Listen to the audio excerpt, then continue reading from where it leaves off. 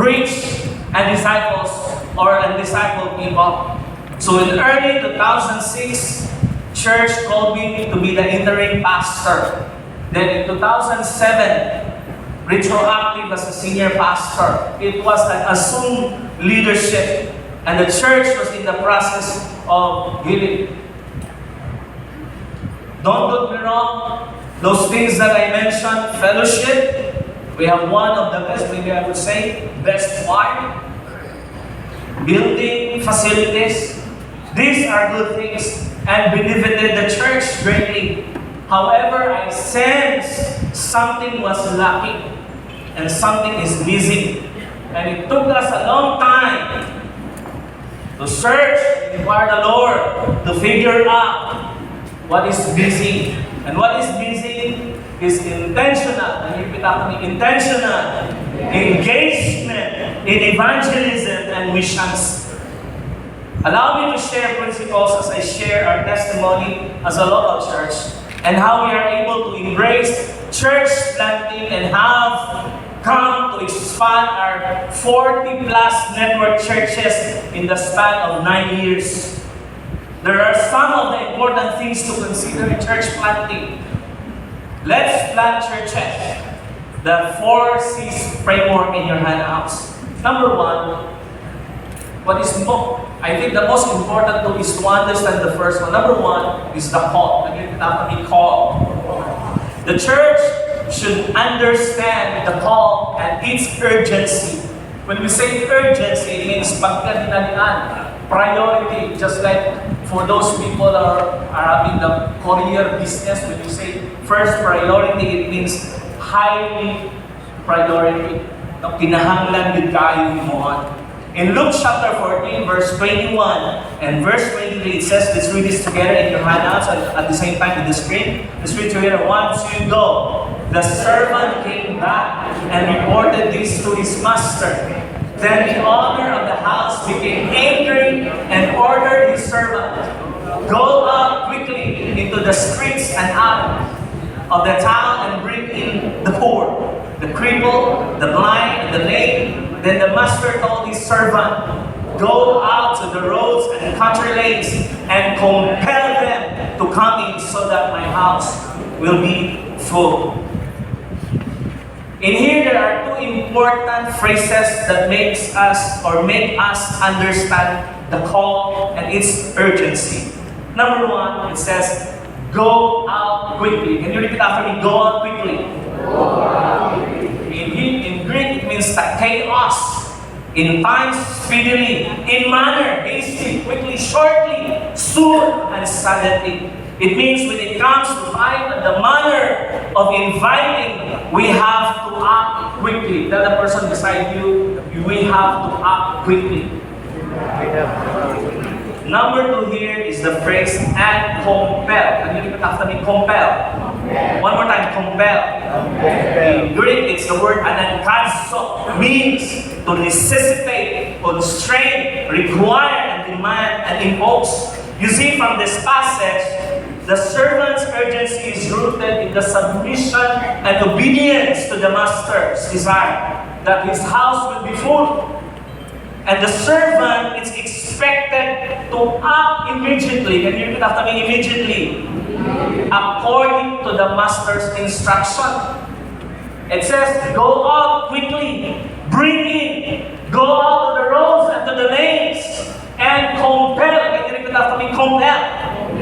You see, from this scripture passage, we can learn something that when it comes to mission or church planting, the scripture is forceful. Can you repeat after me? Forceful. In this sinabi ng scripture, kindly, please, it says, compel.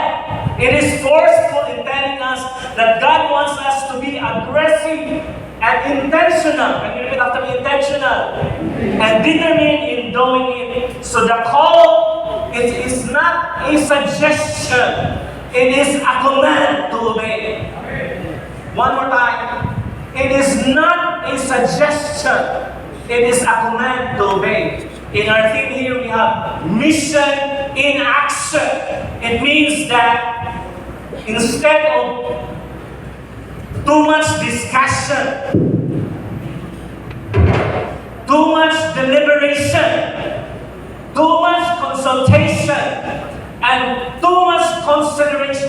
Sometimes when we have meetings in the church, when we talk about church planting missions, some of the leaders would tell us, we will consider that. So much of consideration. But it is a time to make the necessary action. Because mission requires a decision and action. Church planting requires understanding the call. Can you repeat after me? Understanding the call. Both of the Great Commandment and the Great Commission. We understand what is the Great Commandment and the Great Commission. But we have to repeatedly inspire our people with regards to the Great Commandment and the Great Commission. In Matthew chapter 22, verse 37 and 39 to 39, it says, let's read this together. 1, 2, go. Jesus replied, love the Lord your God with all your heart, with all your soul, and with all your mind. And it says, this is the first and the greatest commandment. And the second is like it, love your neighbor as you love yourself. As you read the scripture, it clearly emphasizes the idea of love. Because to be involved in mission, evangelism, discipleship, and church planting, we have to be driven by love. You know, I understand for almost 10 years of doing this, sometimes you are dragging yourselves to do what you have to do. You do it sometimes because it doesn't mean you love to do it, but you must do it.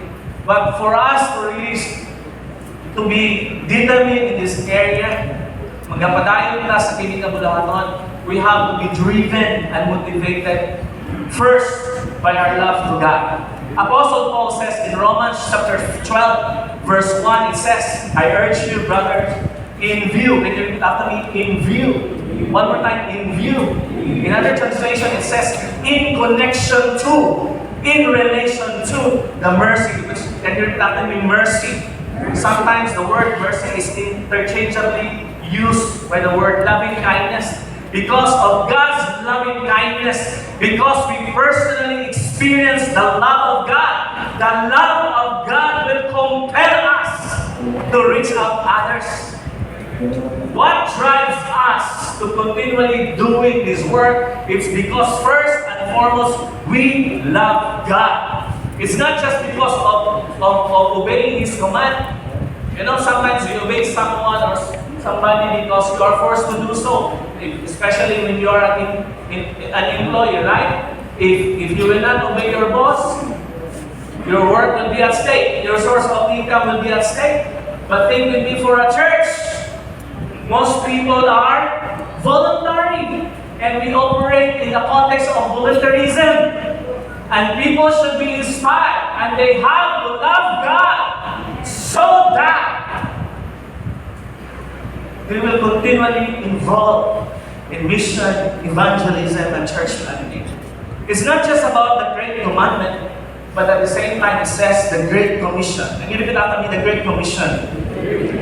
In Matthew chapter 28, let's read 17, 18, 19, and 20. Let's read this together. 1, 2, go. When they saw Him, they worshipped Him, but some doubted. And then Jesus came to them and said, all authority in heaven and on earth has been given to me. Therefore, go and make disciples of all nations, baptizing them in the name of the Father and of the Son and of the Holy Spirit. And in verse 20 it says, and teaching them to obey everything I have commanded you. And surely I am with you always to the very end of the age. That's the Great Commission. The commands to love God and to love one another affect how we live out the Great Commission. Our great commitment to the Great Commission is a great commitment to the Great Commandment. So we love God and love others, and this twofold love will drive us to preach the gospel to the lost and to disciple newcomers. As far as I know, it's easy to preach the gospel. Dali kayo na ginatawag na evangelistic activity. Right? No? You can do it one-on-one, you can do it crusade or medical missions. It's easy. But this is just the first part. Amen? There's the second part, which is the most important thing. This is the word discipling. And when we talk about discipling, it takes time. It takes effort. And sometimes it takes finances. Where's Pastor Pat? Show to him. Pastor Pat. We have a professor, his name is Byung Yuk Kim, our professor in theology. Sometimes he asks us, what is mission? And we were busy, nag-ano lang kami sa klase pa. What is mission? One of our classmates said, what is mission? Mission is the art and science of raising supports. And what's the difference between long-term missions and short-term missions? It depends to the support. We thought he would be annoyed and he would scold us. But technically he said, yes, that's part of that. Why? Discipleship is a hard work. Because it will not just require time, effort, it requires finances. If you really love the Lord, it involves your finances. And we'll talk more about that later. So our love for God and love for others will drive us to preach the gospel to the lost and to disciple the newcomers. So you know what? At first, most of our leaders and members in CACF were reluctant to commit towards mission and church planting. These are some of the reasons. Why go to the far-flung areas? We can do missions here in Jensen. They said, right in the comfort of our city. Pareho lang naman yan, Sol. Bakit pa sa bukid? You know, pastors, your time and priorities in the local church will be compromised. Kasi wala na kayo panahon para sa mga. Church planting is an expensive endeavor. We don't have the budget. Have you heard pastors and members who say, that's not our priority. But this is the priority of Jesus. And you say amen? Amen. We are unequipped and we are working and we don't have time for that. You see, their reasons are valid. And you talk to me, valid reasons. And as pastors, we can just simply, or we can't just simply ignore it. We have to address these concerns as we boldly preach and teach the biblical mandate. And you have to be the biblical mandate. And connect our people to the high purpose. We understand the scripture says what profits a man if he gains the whole world and loses his own soul. And we have to really connect or integrate their jobs, their businesses in this one thing, winning the lost at all costs. This is the principle. Without understanding of the call, we cannot expect commitment. More so, we are giving ourselves that when we preach and teach missions, evangelism, and church planting once or twice in a year and expect people to embrace it, we are kidding ourselves. So as local pastors and leaders, we must constantly educate, and constantly inspire our leaders and members. Let's do our homework, and it's the work of the Holy Spirit for them to understand and embrace the call. You know, We have that. I love that word. The word of God says faith comes by and hearing by the word. Unless people would have that kind of faith, they will not move and they will not engage. Pastors, leaders, it is our responsibility to continually challenge, inspire, and teach people about the Great Commission and the Great Commandment. You see, as pastors, actually this is my 20 years in the ministry this month of May. The same church, praise be to God. I learned in the process na sige na galing ka-preach sa isang katapin.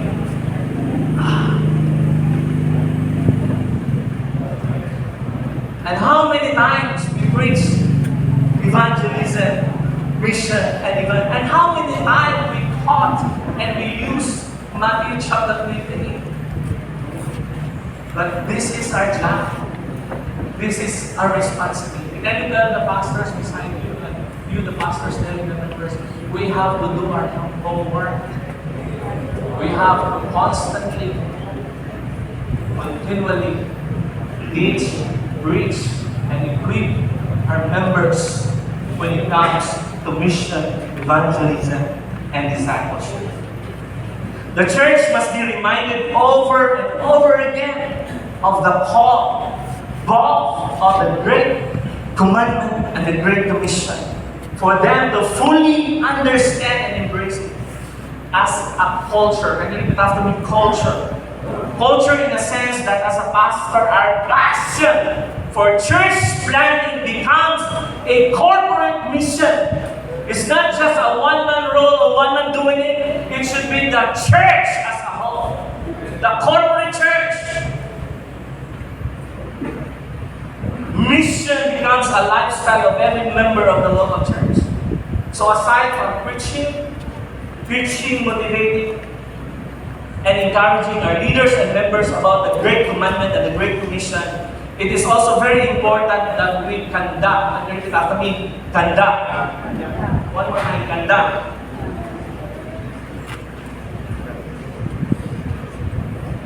Initiatives. Initiatives. Hindi na itong nagtulog ka. Sige na ito in the pulpit, both in the public, or private teaching, or group teaching. It is important to have initiatives. Why? Because when leaders and members are engaged and involved, engaged and involved, lahit magtutong istorya lang, tama? Report and update lang. Lahit yun ang experience kung naa sila sa field, kung nagalimo sila. Can you say amen for that? Amen. It's not just about second-hand experience, but it should be first-hand experience. As they participate, they are being equipped.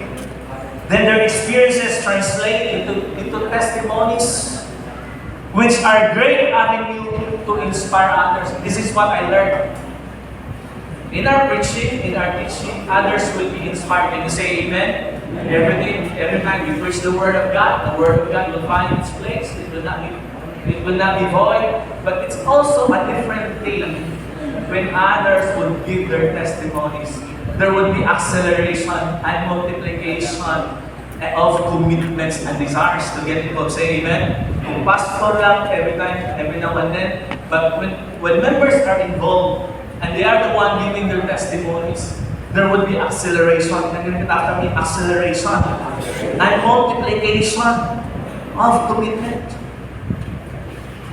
With me today are the two pastors of the CHCF network, my great partners in church planting, more than one of them, Pastor Ryan for 10 years, almost 10 years, and Pastor Raymond is almost 9 years or 8 years. Let us hear their testimonies, how they faithfully responded and committed themselves to the call of church planting. Can you come, bro? This is Pastor Ryan. Pastor Raymond. Pastor Raymond.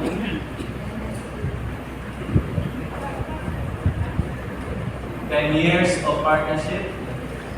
8 years. It's not even perfect. There are times that our relationships are challenged. But we have commonality. We have the same Jesus. And we have the same purpose. So be inspired about their testimonies kung ano nag-involve sila sa church planting. Mayong buntag sa tanan. O si Ryan Capas, ikan sa Barangay ni Aligado, Glan sa Sarangani Province.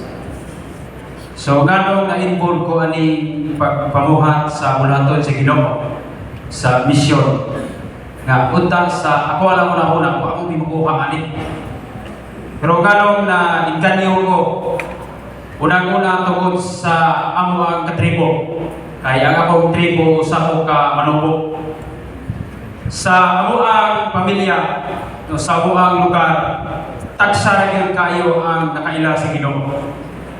Puro mga dautan ang ginahimo, puro dili maayo, o kotong nagporsigi ko nga wapil sa pagpamuhat sa bulaton sa Ginoo ini misyon. Ay labi na gyud sa ako ang amahan. No, kay ako kamahan, usa siya ka inilas sa amo ang lugar o kaluoy sa Ginoo, 5 ra kabuk yang asawa.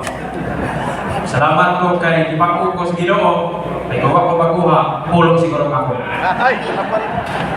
So otong gusto gyud ko nga apil natuon ko sa pulong sa Ginoo. Hangtod nga niabot ang panahon nga akong amahan, idawat gyud sa Ginoo. Nangalaga sa Ginoo. Inila nga tao, isog, gwapo, pero labaw-labaw lang mo ko gamay sa gwapo. O kalawag sa Ginoo, ako kamahan karon, patay na. Wala na sila. Sa mga ito, pagkakabot ni Pastor Gian dito sa amo, siya yun ang igamit sa Ginoo. Ay dito sa amo ang lugar, tagsa yun ang pastor na masulod dito pag bumalik ka sa pulong sa Ginoo.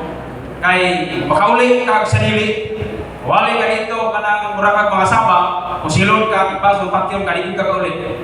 Pero salamat sa Ginoo kay si Pastor Huway kahandok sa pagwali sa pulong sa Ginoo. Dito sa among lugar, di kayo makasulod pag di ka ilado. Kaya mga tao dito, wag may laing ginagulitan, armas, puro kaisog. Parang pag-abot dito sa among, ang among ginahimo, pangitao na mo itong kinsang itong murag leader sa mong lugar. Kung mahibawa na mo nga maunay matun-matun niya, maunay among walihan sa pulong sa Ginoo. Ay sa diha, nga mudawat na siya sa pulong sa Ginoo, magpagpo, kanang iyang batos-batos, kusunod na sa iya.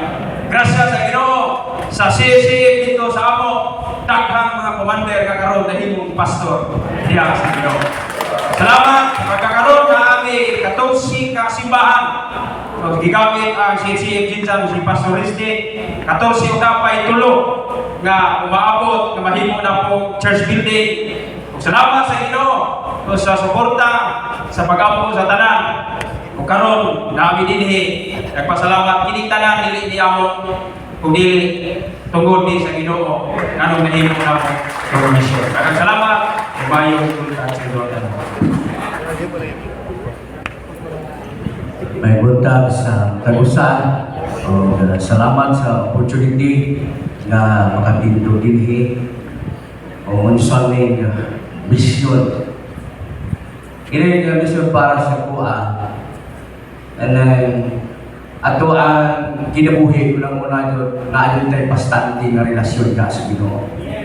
Andam na to ibuhis ang ato ang kinabuhi para sa mga tao na wala kaila sa Ginoo. Sa ako ang part, doon ay mga area medyo kaya ng kaayo.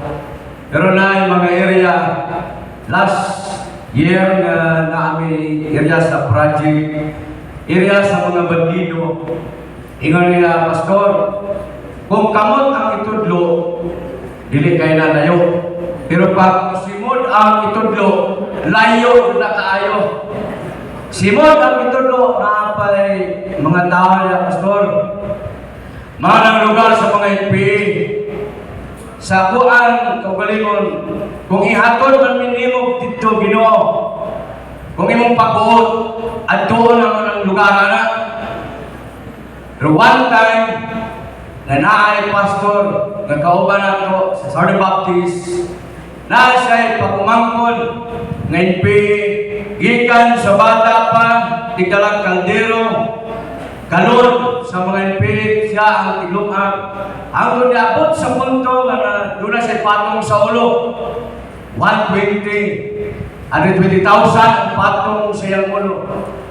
Kaya gustong ipaadto sa amuan na area. Nakaadto ni dito kauban ni Pastor JR. Isa ka adlaw nga biyahe. Ingon ko kung magtinaganay ni Ron mabili nyo ni si Pastor JR. Kaya mga kauban, sige na maglingi. Saan na sitwasyon. Pag abot na mo sa area, ang mga pusilito mo rin nagdulaan, gamay na pigil ng istorya ni Ron. Di rin na kaulianin, mabiyuda nila itong asawaan. Di rin away ni. Ganito. Kabot ni sa area, pasakan area o sa Kimatanas.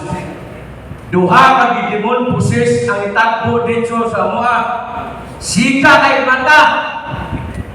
Isog kayo bro, sa na sa spiritual na enkwentro, sige ganit ampo sa Ginoo. Padawat sa kaluwasan hangtod nga nausap ang ilahang kinabuhi. Sa una isog kayo, panasya mo, luka-luka pastor na kanker ang maong lugar tungkol sa pulong sa Ginoo.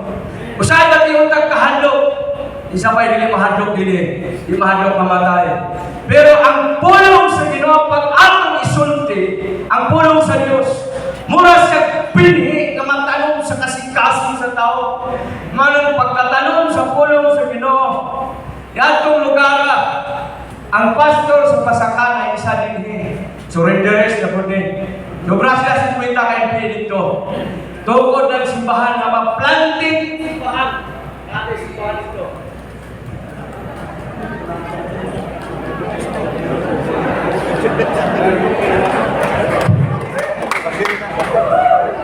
Battery. Lobat na, lobat. Battery. Pati yung microphone na handok. Battery dapat na Istorya pa guys sa lugar, matay ang microphone. So, kaya mag-planting doon ang simbahan dito sa Pasakan area. Karon natungkol na ang simbahan dito, duha ka imping na ipatong sa ulo karon nahimo ng pastor nato dito nga lugar. Pastor, nakapon may kauban nito ng NPA. Gusto ko sila magtulong ng simbahan. Diyan ko na mo ang area. Isang critical. Sobra 50 sila kabuok. Dito nga area. Nakabautismo miyo 8 kabuok. Dito nga lugar. Uhaw kayo sila sa pulong sa Ginoo. Lord, kung hindi mo maalto ang lugar, kung wala yung maalto ang mga tawahanan ni. Kinsa man maalto din para makalungog sila sa pulong sa Ginoo na tukod itong simbahan. Ang proseso, daghan kay delay, daghan kayo, lisod kayo. Pagkaon palang daan, wala yung kayo lisod. Tubig palang daan, ang kakamoy. Pero salamat ko kang Pastor JR. Kami ang unang maadto sa area, maadto siya sa kabukan sa lawas sa Pastor JR. Pulo tatikang lingkod, usahay mo hinda. Sige, hinay, tanaw ko nga musalok na maning adlaw, no? Panikamutan ko ng Pastor JR. Abot niya po dito, bisang grabe ulan ini. Wali sa mga tao nga wala yung kaila sa Ginoo. Karon sa area, daghan ng mga wali dito, nakadawat og kaluwasan. Daghan ng mga tao dito, nalisod kaayo. Mga nang kung dili sila kadawat og kaluwasan. Isa sila ng ipakamatyan sa Ginoo. Parang hindi ang misyon. Para ko, Lord, bahala nagmamatay ko. Basta mas walang ilang tulong. Pag-planting ang mga simbahan na mga lugar. Doon sa kampo ni Commander Yoyong, itong ang mga yatuan. At itong mga tao dito, kasagaran nila masa, kasagaran nila mga MP, mga ikaw ni Pasurayan. Ang mga tao doon, mga gahi dito, kanang mga tao doon, mga ilalo dito, mga una doon lang kung masira sa pulong sa Ginoo. Tanan pamilya nila, dahil nila sa pagpangalagan sa Ginoo. Sa bukid area, karubago lang sa Balot Island, kauban sa God's Work Medical Mission, iadto na mo ang area. Isa pa na po sila pasalamatan.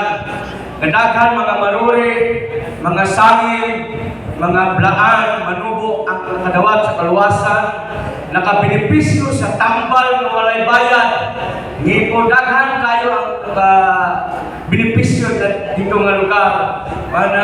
Kung ako maplanin, na ako'y iyaan itong mga kapitan na asin-kasing na maubukan ng simbahan. Maraming salamat kayo kay Pasutian, na partner ni Oban Pasurayan, na patay lunod pagkagra, buhi man, umamatay, basta makaplanting sa pulong sa Ginoo, makaplanting sa simbahan. Salamat. Amen. Let's give God a clap offering for that wonderful testimony.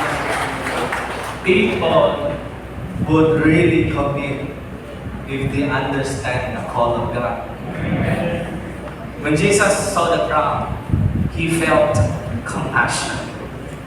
If there's no understanding of the heart of God towards the lost, it's so difficult for people to know. Muna nila ang tagline, mabuhi o mamatay, lunod patay. Lalagay naman yung mahandog karon actually masigig sulod. Kaya nga po ang sport dito kung i-pray man po commander. You see? Just like Apostle Paul, he would take advantage of what he had, mga connection. But first, it's difficult. But as we move forward and we just obey God, wow, we will see amazing things. So number one here, first understand the call. And when people understand the call, the second part is conviction. Can you repeat after me? Conviction. One more time, conviction. This is about believing the church planting adheres to the biblical method in fulfilling the Great Commission. That's really this church growth expert, Dr. Elmer Tang, sees the church plant or sees the planting of new churches as an indispensable ingredient in fulfilling the Great Commission. It's God's primary method of evangelizing an area. Is planting a New Testament church to reach the area with the gospel. Church planting, we embrace this principle of reproduction. I'm going to repeat after me, reproduction. Mato ganina in the onset of this lecture, I asked the question, what is church planting? Because the biblical principle of reproducing, Genesis chapter 1 verse 12, it means reproducing according to their time. The land produced vegetation, plant bearing seed according to their kinds, and trees bearing fruit with the seed in it according to their kind. Apple trees produce apple trees. Sheep produce sheep. But churches produces churches. Church planting also adhere the principle of conversion and discipleship. Conversion means reaching out the lost, and it can occur anywhere. It doesn't mean anywhere. But it needs intentional discipleship. Disciples are taught, trained, brought to Christian maturity In the local church, can you repeat after me? In local churches, by its local pastor and members.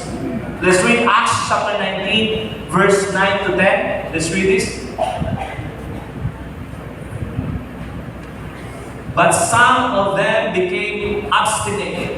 They refused to believe and publicly maligned the way. So Paul left them. He took the disciples with him and had discussion daily in the lecture hall of Tyrannus. In verse 10, they went on for so discipleship really matters. It would really take time. For in the context of Apostle Paul, it took him 2 years so that all the Jews and Greeks who lived in the province of Asia heard the word of the Lord with him and had discussion daily in the lecture hall of Tyrannus. So, planting new churches is not just about conversion or converting people, but it requires, one more time, requires discipleship. Can you repeat after me? Discipleship. In here, we see Apostle Paul teaching the Word of God extensively.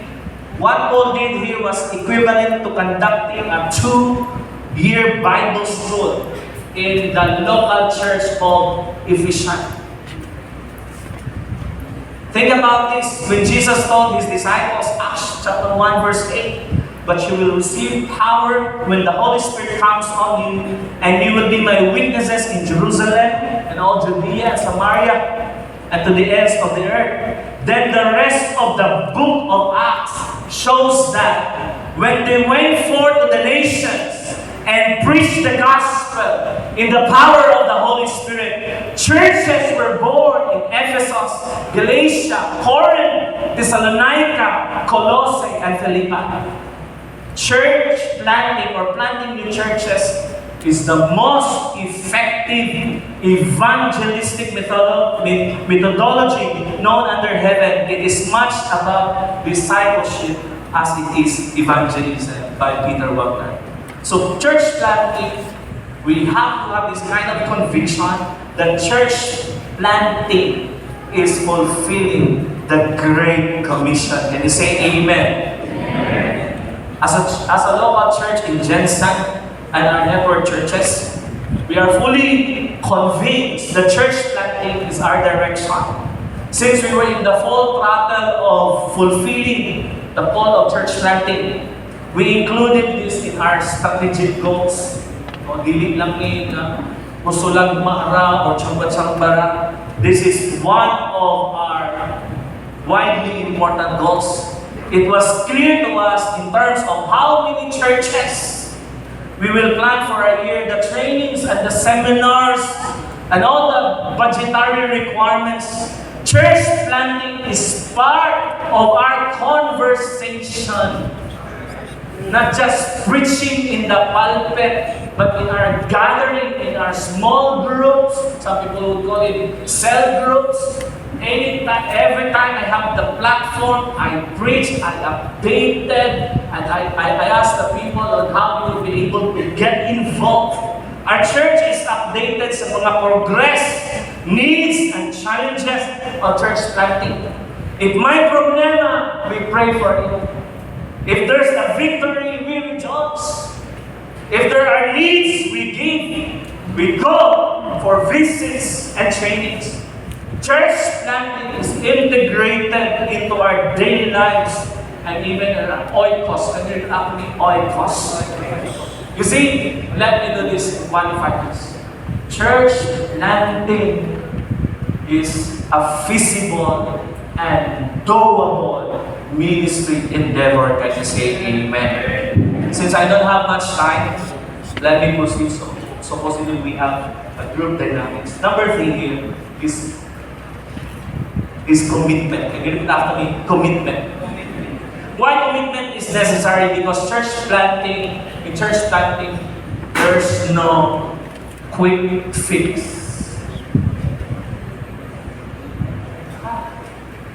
And shortcuts.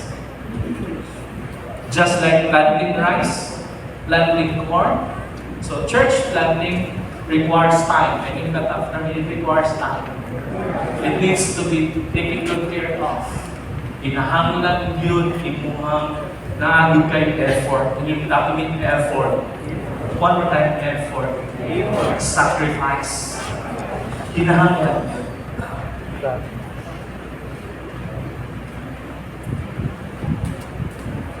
It's like farming.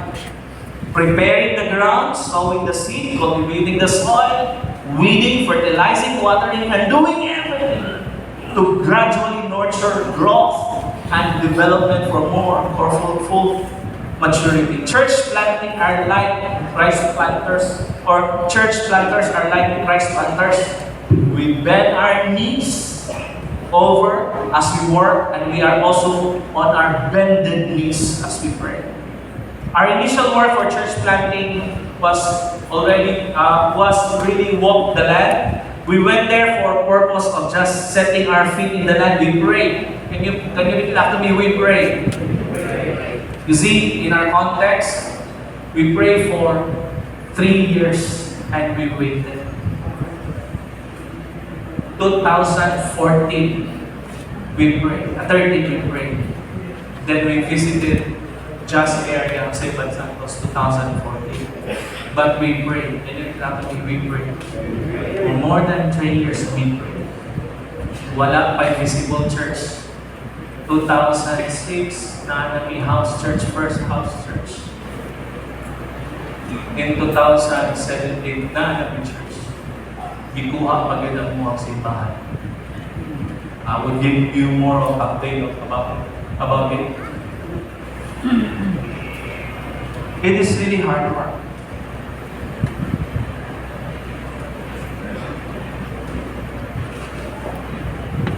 It is not quick fix. No shortcuts, but continuous, persevering, seeking, connecting, praying, until in the fullness of time, we were able to break through with one, and the rest was history for us. Church planting must not be something forced, but something that naturally bear much fruit. Kaya ang church planting is natural growth. Nag-repeat after me, natural growth. Biotic. Dili na ingon nga mukapit ka from other church. Even we are a network, it's very different. Ang tagasimbahan nga naman, lahi-lahi man nga plastada. Lahi-lahi man nga konteksto, lahi-lahi man nga mga tao, lahi-lahi ang mga personalidad. That's why when you support church planting, you don't put time frame in terms of dapat 3 years, 5 years lang. Nga naman, lahi-lahi ang tagsa-tagsa kasimbahan. Some churches would grow in the span of 6 months. Some churches would grow in the span of 1 year. Namin mga simbahan, kahatod ka ron, wala pa na human, 6 years. But there are churches that are rapidly growing. Can you say amen? Amen? Why? Because it is biotic, it is natural. Tell the person beside you, don't copy other churches. And don't compare your church to the other church. Why? Because God is doing naturally in each and individual local church. Amen.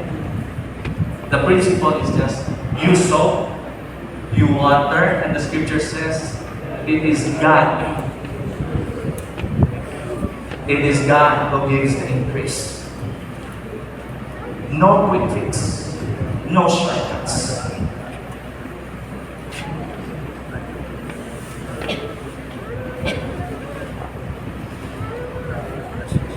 One of the greatest challenges in our local church is to convince the leadership and convince the local church in Zensai. As church leaders, it will be very hard for us to challenge our family and our church to pray. Can you repeat after me? To pray. Give and go. Basta usahay, dali mag-pray. Pero pag kwarta na gani,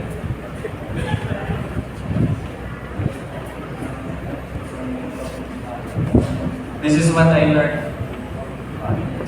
For pastors and leaders, if we really be intentional in this area. Okay. Kita dyan ang unang mga obserbahin ng mga projects sa church.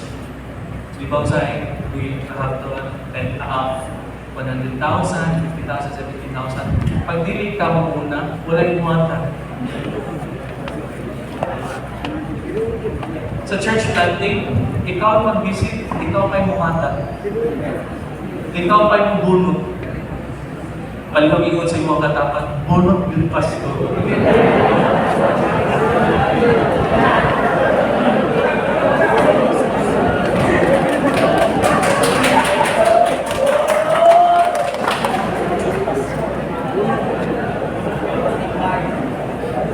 Kung wala siya kayo mabunot, hilap na lang ng duha. Why? Usahin mo, hospital ako ng pastor.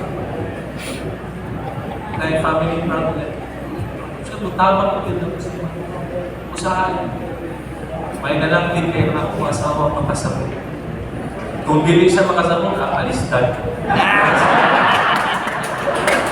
Actually, she's the first one.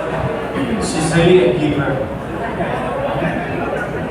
Dili wala dyan makatumbas ani. Sa katako pala kanin ko.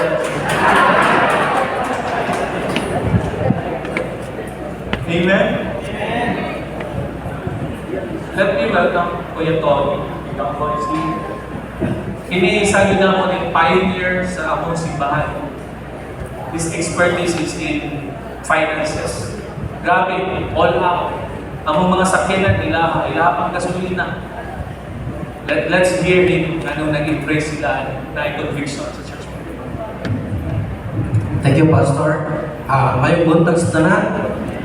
Okay. So, usa pa sa mga membro sa among CHR, kabalo mo kung anaasagikan ng CHR na simbahan. Bunga na siya or fruit of the ministry of our Mati Baptist Hospital. Kaya transfer sa Jensan. Okay. So, kami ng mga trabahante sa hospital na transfer sa Jensan, nakita kami mga simbahan namo. Pero lagi man ang uban ng mga simbahan sa hospital mismo. So, by the guidance of the Lord, we decided to plant the church near sa hospital. So, nahin po ang City High School Christian Fellowship.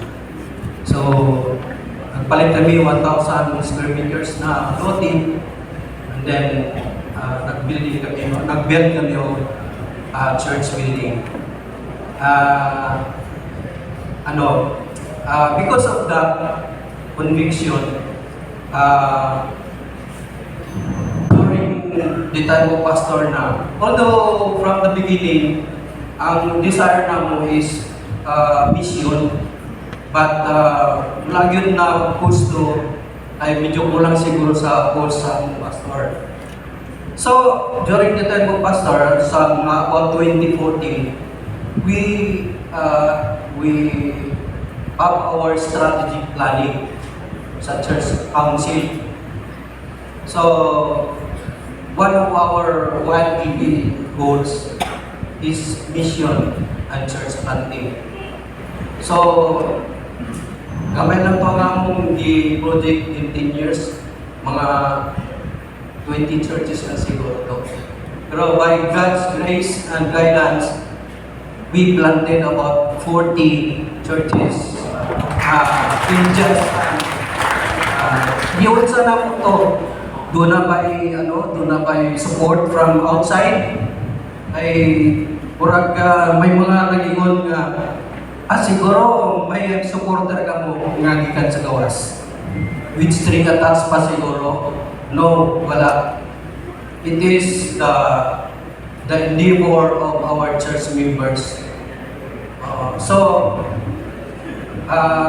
For me and my children, we committed to support our church planting program. So, in fact,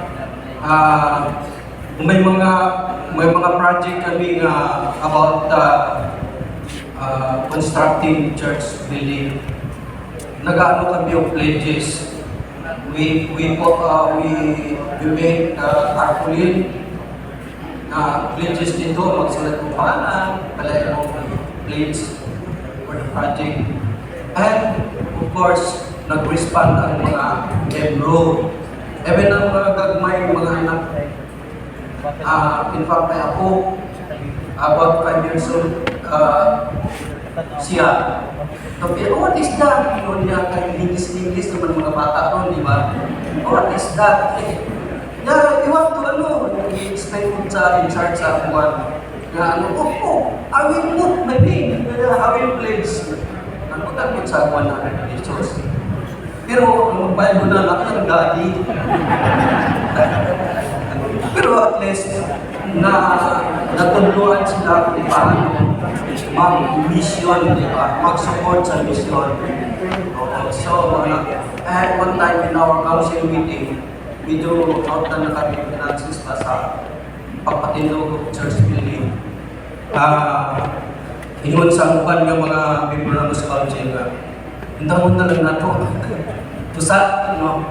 Pero, I suggested na iputang na ito na.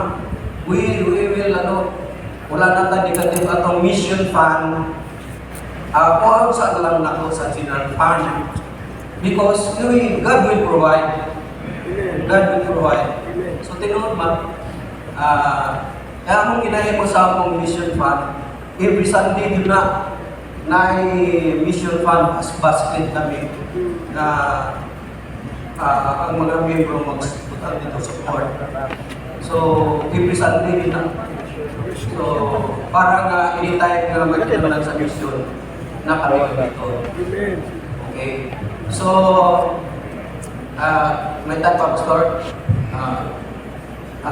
One time sa among project sa likod, sa bukid, ang among WMU, kaya ang among mga activities sa mga baptismen, WMU, dito na sa bukid yun na himo.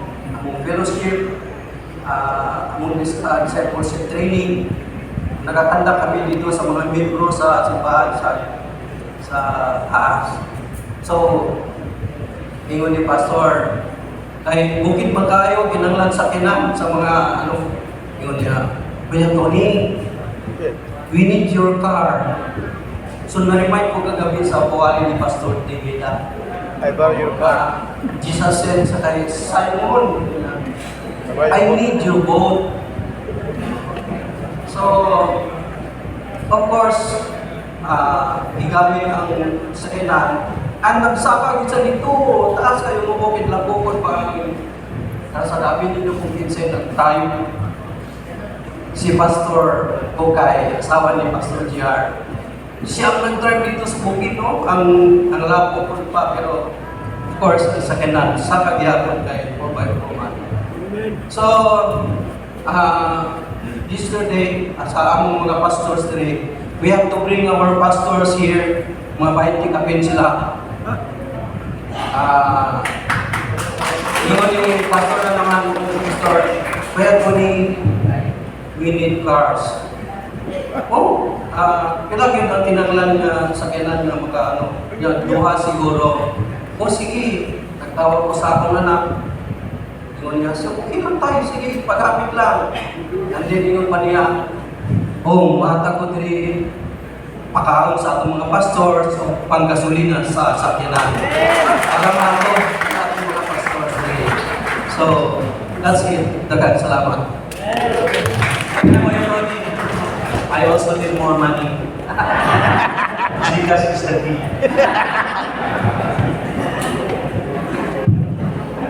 You see, it's just one of our members, what we invested. Kaya naman, hindi should move from church planting. Tuloy ka kasi kung nakapan. I-whisper na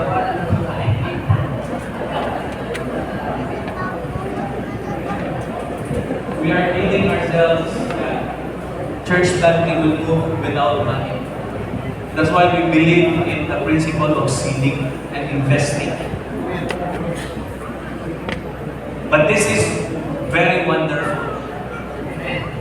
When we are committed in the Word of God, God is more committed to us. When you read Matthew 28, it says the last phrase, and lo, I will be with you always. Alongside with the great commandment and great commission is the great assurance of God's presence, provision, and protection. When we say, I will be with you, means He is ahead of us. Can you repeat after me? Ahead of us. God is also behind us. And also, God is with us. Can you repeat after me? God is with us. Number 4, this is my last point. If there are mga nalitan, you can ask later on. Number 4 is connection. Connection. Church planting is partnership. The first partnership is the vertical partnership. Our partnership with the Lord, because this is Lord's agenda and this is God's business. When we do the business of God, we would really have His assurance. Most of the time, with regards to the church planting endeavor, pastors, churches, and networks ask me with these 2 questions. Inireview duha ka pangutana. What is your strategy? Second question, where are you getting your support? But let me clarify this. It's not primarily about strategy. It is about our intimacy with God.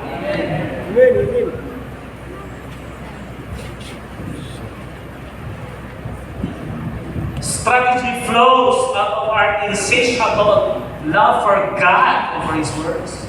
More so, there are many responses, but God is the ultimate source. Can you say amen? Amen. There's a story in Acts chapter 16, verse 6. It says, and when they had gone through Phrygia and the region of Galatia, they were forbidden, and I want you to take note of this, forbidden by the Holy Spirit to preach the Word of God in Asia. And that's why there's not always chasing, and that's why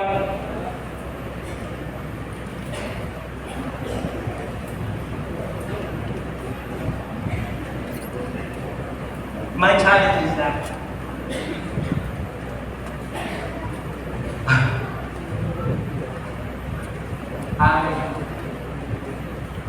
I appreciate the support of people from the outside because they've been our partners for many years. The IMB group of people, the missionaries, some are Koreans. But our cues are from the Lord.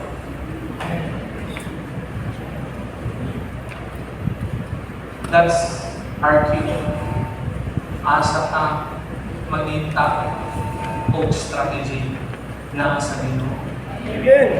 This is what I learned in the process. Usahay, kasi these are good things na i-present na maayo na strategy, na maayo ba na mga discipleship materials.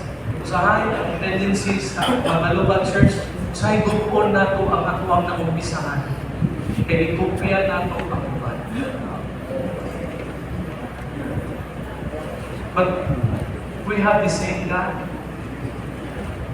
We have the same Jesus. If God can show to them the strategy, God can also show to us His strategy. In the context of our local church, Jeremiah 33:3 it says, call unto me, and I will answer you, and show you great and mighty things. Dili nato na figure out, but God will teach us along the way. Bill Hybels in his book, Whisper-Led Life, Experiencing God,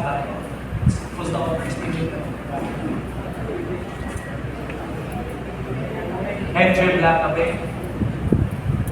Very clear. God speaks. When God speaks in the Old Testament, it's the same God speaking to us through His words. And aside from that, we have the unction of the Holy Spirit. And the Holy Spirit that we have is not an inferior Holy Spirit in the earthly church. We have the same Holy Spirit with Jesus. We cannot afford just to receive second-hand revelation and instruction, because we have to receive first-hand instruction for our local churches.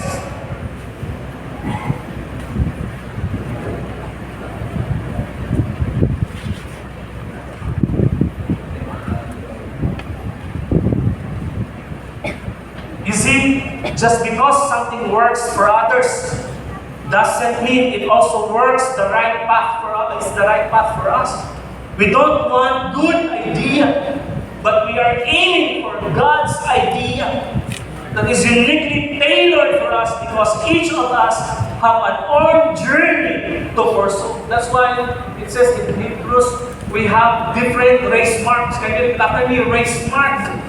The race mark that is set before us. When we copy the race mark of others, we are not running our own race. I have a mentor, where's Pastor? I have a mentor. I don't know.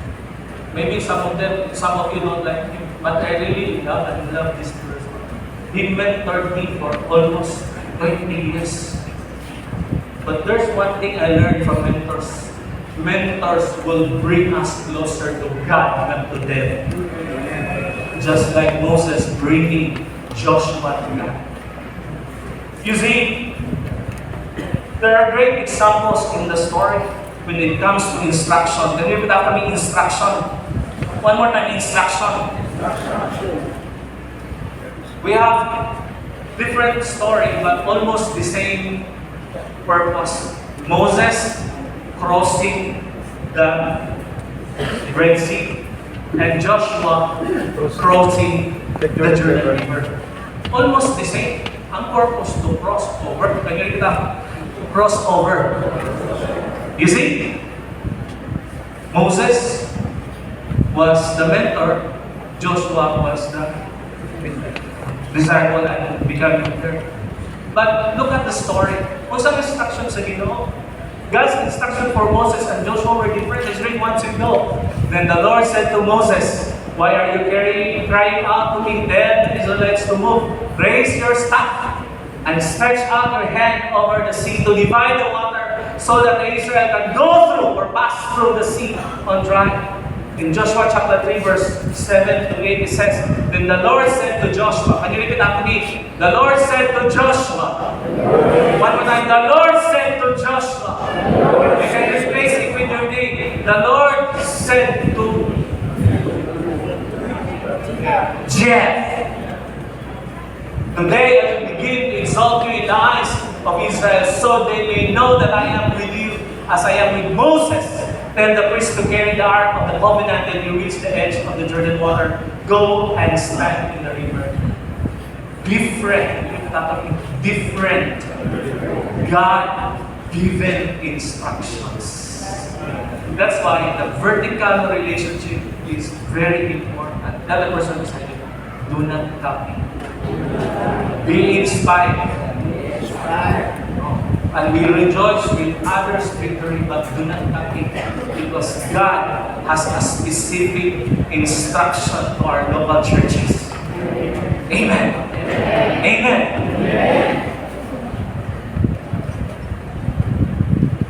We don't chase for the big thing or following the latest trend. Instead, we should ask ourselves, what is God guiding me to do in this season, in this moment? We're not swayed by popular opinion or societal pressures. Rather, we are guided. We have to be guided by the Holy Spirit. That's why the scripture says we have to walk in step with the Spirit. You see, to say many of our church planting endeavors get their dues, very sad. Many of the church planting endeavors get their views and programs from their supporters, rather than really doing what God intends for them and their specific assignments. Pastor, we cannot just simply copy from the ministry of others and expect that to work the same way. Why?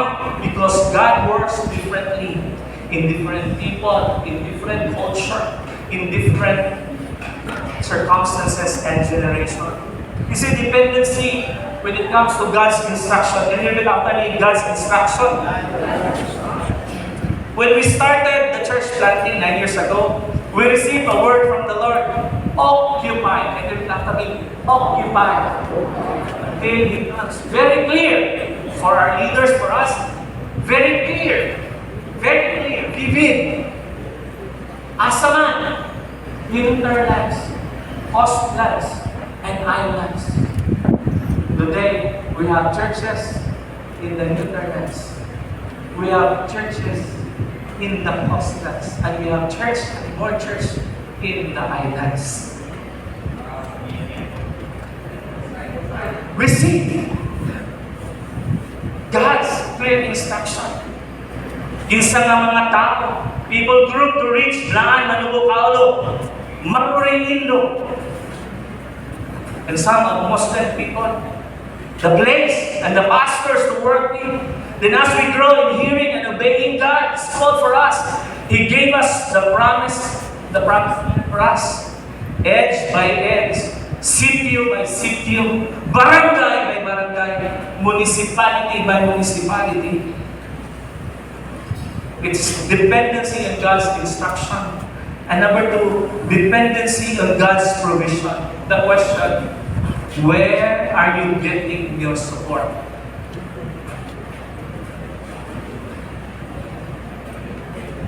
Our local church believe in two things: seeding, giving, and generosity. But we also believe in God's miracle.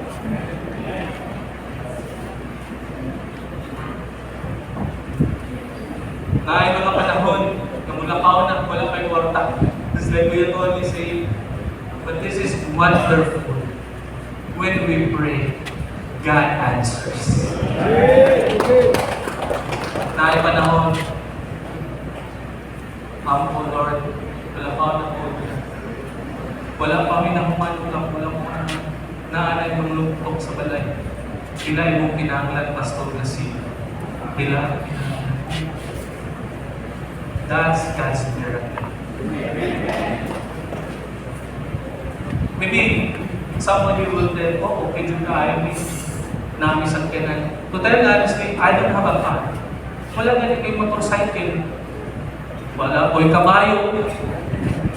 BMW lang. Baktas, mintras wala. But every time we need vehicles, God provides vehicles. Motorcycle, kabayo, napay escort. Umadal pa yun. Huwag pa maintenance. Amen?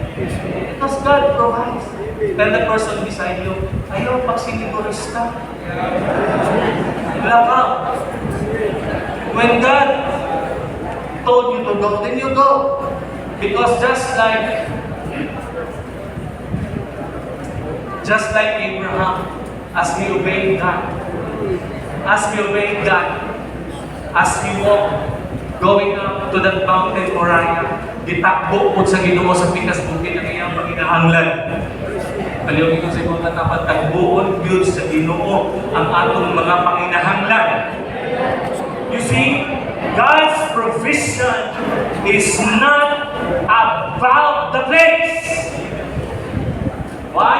Because when Abraham and Lot's servants nag-away-away sila, di papili ni Abraham sila. Of course, Lot would choose the strategic place. Amen? But according to the scripture, if you read the narrative, Abraham was more prosperous. It's not about the place. It's not even about the season. It's not the location nor the season. Why? Because when the time of Genesis, there was also what we call El Nino, Tigotong. And Abraham, Isaac. And Isaac was tempted to go to Egypt. God told him, you stay in the promised land. And you plant, and it have to be you plant. One more time, you plant. The scripture says, even during the El Nino, he harvested 100 times in the same year. Can you say amen? It's not even about your situations. God will provide even when Joseph was in Egypt, he was a slave. But the scripture says, and he was a prosperous man. You see, what we have is Jesus. When we have Jesus, we have everything. Every time there's a need, there's always a provision. You know, every Sunday, we do our assignment on a laptop and people kumakanta ko siya dito sa offering box provisions. But we don't believe in God in the offering box because God will do really miracles. Amen? Amen? We depend on God's instruction and we depend on God's provision. There are unexpected timely blessings, divine connections, land and property donations. Can you repeat after me? Land and property donations. Kung imuha dyan, immunize ka na, Lord, asa man ginagawa 6 million na lang? The answer is, Jesus is the source. There are many resources, but Jesus is the ultimate source. Tell the person beside you, trust only Jesus, not your supporters. Because even supporters will forgive you sometimes, but Jesus will never forgive you. Say amen? Amen? Amen? Napakoy tayo, Pastor? Pagsulti mo, kunda mo na nato eh. Kunda mo na nato eh.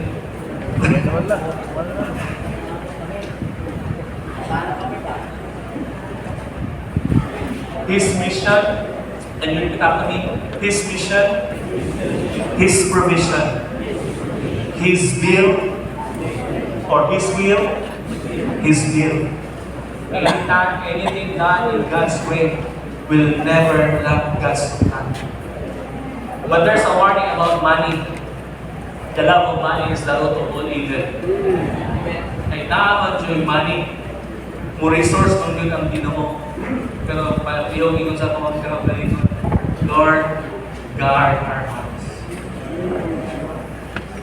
Because many of that, tama ko yung money, yung para sa iyong mga nakabihan ka ng Ginoo. But many times, we are just channels of God's blessing.